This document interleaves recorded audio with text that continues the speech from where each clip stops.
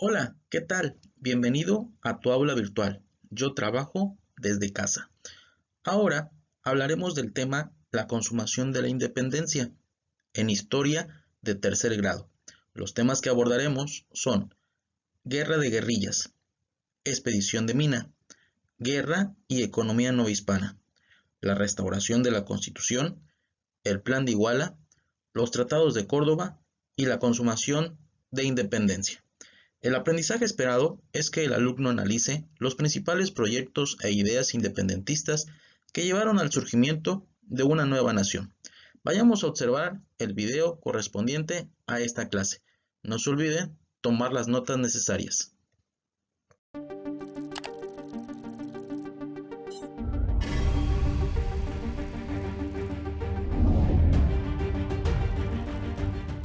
Historia, tercer grado. Bloque 1. Secuencia 4. Consumación de la independencia. Los jefes insurgentes. Después de la muerte de José María Morelos y Pavón en 1815, la lucha por la independencia de México pasó a una nueva etapa, caracterizada por la manera en que los grupos insurgentes enfrentaron al ejército realista, al adoptar la guerra de guerrillas como método de combate. En España, en ese mismo año se reinstauró la monarquía Borbón y se expulsó a las tropas de Napoleón Bonaparte. Además, se ordenó la reconquista de los territorios americanos. En 1816, Juan Ruiz de Apodaca, virrey de la Nueva España, ofreció indultos a los insurgentes mientras continuaba su persecución. ¿Cómo se llevó a cabo esta lucha? ¿Qué sucesos ayudaron a la consumación de la independencia de México? La guerra de guerrillas se desarrolló en tres principales frentes, con Vicente Guerrero en los actuales estados de Puebla y Guerrero, Guadalupe Victoria en Veracruz y Francisco Javier Mina en la zona del Bajío. Mina llegó a la Nueva España motivado por Fray Servando Teresa de Mier e intentó reorganizar al ejército en el Bajío al lado de Pedro Moreno. Sin embargo, fue capturado y fusilado por los realistas. La economía novohispana se vio mermada tras casi 10 años de guerra. La producción minera bajó, el comercio disminuyó, se establecieron nuevos impuestos y gran parte de la población vivía en condiciones infrahumanas. En 1820, Fernando VII se vio obligado a reconocer la Constitución de Cádiz. Ante esto, algunos criollos y miembros del clero vieron la necesidad de crear una Carta Magna que atendiera las necesidades novohispanas y que evitara las reformas liberales de dicha constitución. Para esto era necesario lograr la independencia. Agustín de Iturbide, al frente del ejército realista y conociendo el descontento en la Nueva España, contempló la emancipación territorial. Se llamó Plan de la Profesa a una serie de reuniones que se llevaron a cabo en 1821 en el Templo de la Profesa, ubicado actualmente en la calle de Madero en el centro histórico de la Ciudad de México, en la que aristócratas novohispanos leales a la monarquía absolutista se oponían a la llamada monarquía parlamentaria que se respaldaba en la Constitución de Cádiz. Agustín de Iturbide inició una comunicación epistolar con Vicente Guerrero. Ambos estaban al mando de tropas desgastadas después de más de 10 años de lucha. En 1821, ambos líderes llegaron a un acuerdo. Guerrero quedó al mando de las tropas que a partir de entonces denominaron Ejército Trigarante, que portaba una bandera tricolor con los colores blanco, verde y rojo. Estos simbolizaban la religión, la independencia y la unidad, respectivamente. Este pacto se selló el 10 de febrero de 1821 con un abrazo entre Guerrero e Iturbide, conocido como el Abrazo de Acatempa. Iturbide redactó el Plan de Iguala el 24 de febrero de 1821, en el cual se dejó constancia de la independencia de México, la igualdad entre los ciudadanos, la religión católica como la única y la monarquía como forma de gobierno. Este plan se consolidó y el 27 de septiembre de 1821, el virrey de la Nueva España, Juan O'Donojú, formalizó la independencia del Imperio Mexicano con la firma de los Tratados de Córdoba. Los puntos más importantes de los Tratados de Córdoba fueron el reconocimiento de la independencia de México, el establecimiento de un gobierno monárquico constitucional, la creación de una junta provisional gubernativa mientras se decidía quién ocuparía el cargo de emperador, el total reconocimiento a los acuerdos del Plan de Iguala. Así, la firma del Plan de Iguala, los tratados de Córdoba y el reconocimiento de la Constitución de Cádiz dieron el contexto para el fin de la lucha independentista y la firma de la paz. Posteriormente, Agustín de Iturbide, Guadalupe Victoria y Vicente Guerrero gobernaron el país en diferentes momentos. ¿De qué manera todas esas circunstancias permitieron la culminación de la independencia?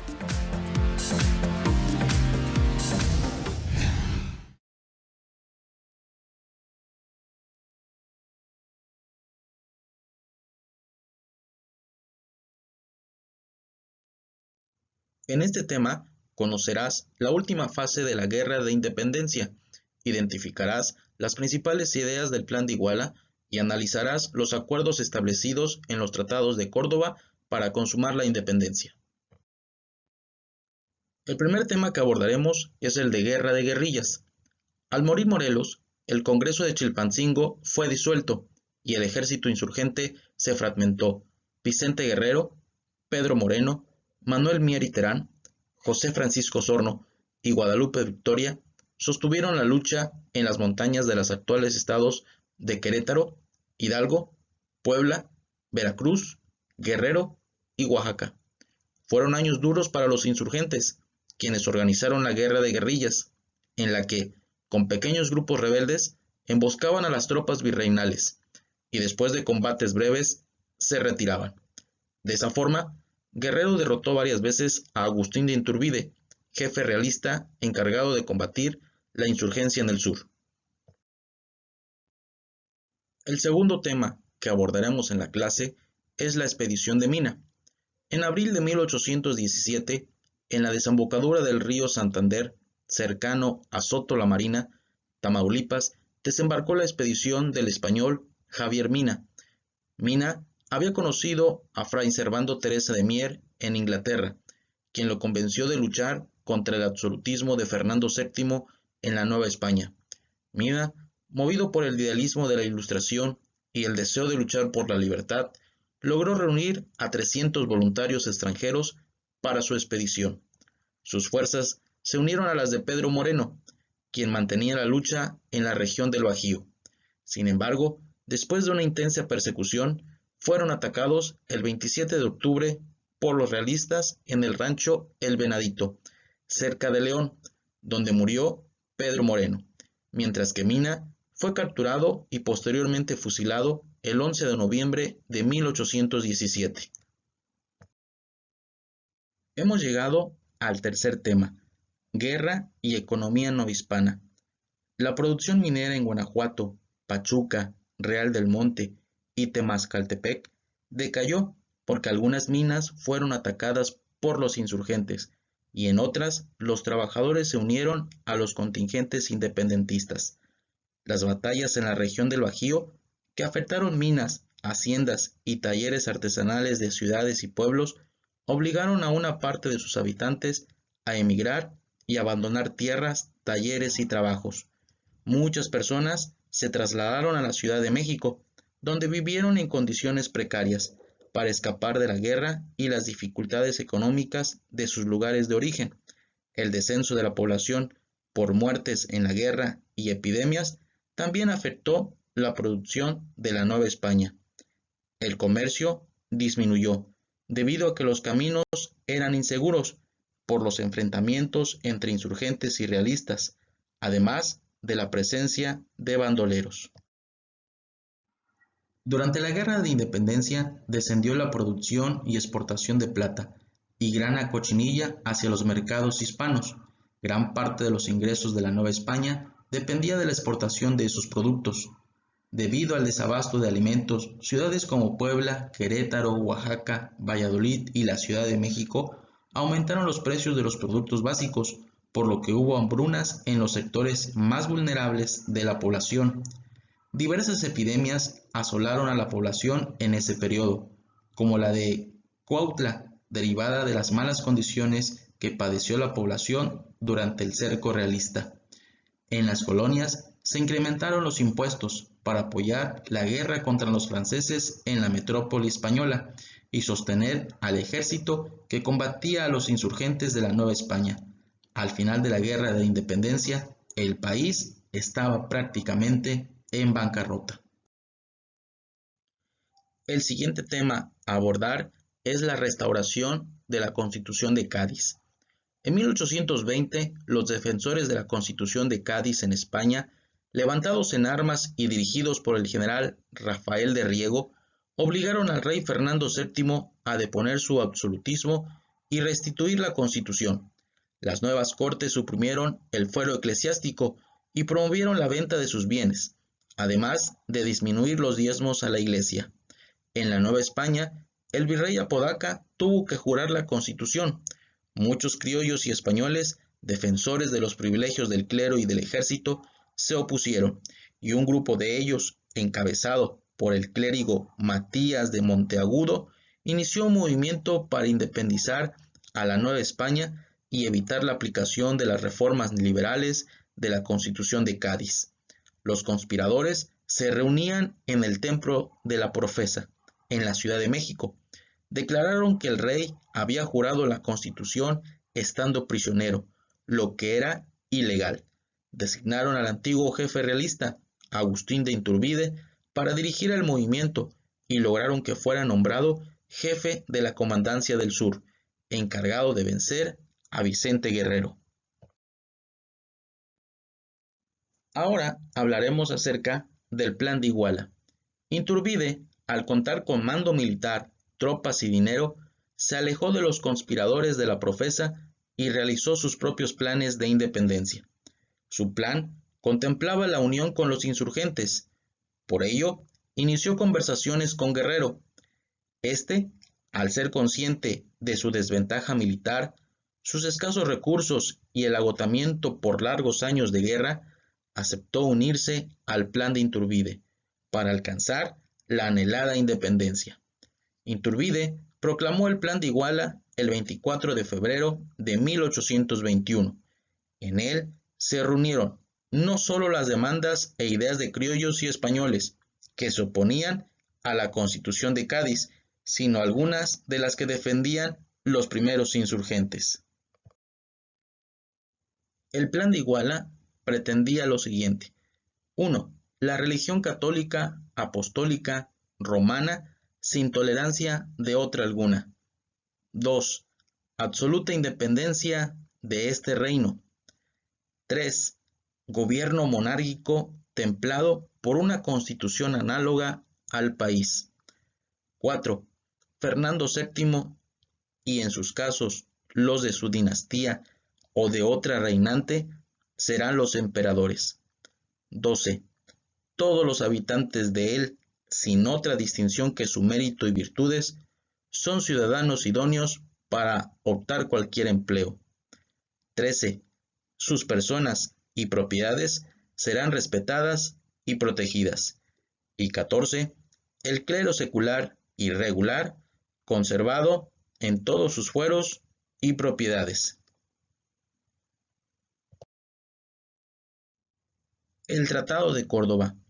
El ejército trigarante tuvo el control de las principales ciudades del virreinato. El 30 de julio de 1821 llegó a la Nueva España Juan O'Donojú como jefe político superior y capitán general. Para el 24 de agosto, Iturbide y O'Donojú firmaron los Tratados de Córdoba, por medio de los cuales este último reconoció el Plan de Iguala, la independencia de la Nueva España y a la Nueva España nación como un imperio. Con la unión de las fuerzas de Guerrero e Iturbide se formó un solo ejército, el ejército trigarante, o de las tres garantías: independencia, religión y unión. Hemos llegado a la etapa final, que es la consumación de la independencia. El 27 de septiembre de 1821, Iturbide entró a la Ciudad de México al mando del ejército trigarante, poniendo fin a la Guerra de Independencia. El 28 de septiembre se proclamó el Acta de Independencia. Los tratados de Córdoba y el Acta de Independencia garantizaron la preservación del antiguo orden social y político en el que la élite novohispana, que eran los propietarios de minas, los hacendados y grandes comerciantes criollos y españoles, mantendrían su posición de privilegio. Asimismo, el ejército y la iglesia conservarían su autonomía y privilegios frente a la sociedad y otras instituciones.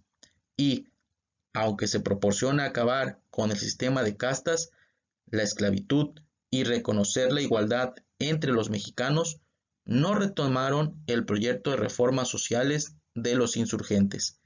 Las élites de criollos y españoles se hicieron del poder en toda Hispanoamérica, desplazando a los otros grupos sociales indígenas, mestizos y afromestizos.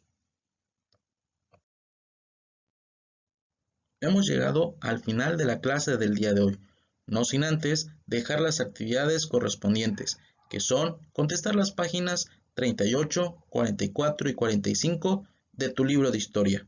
Nos vemos pronto en la siguiente clase.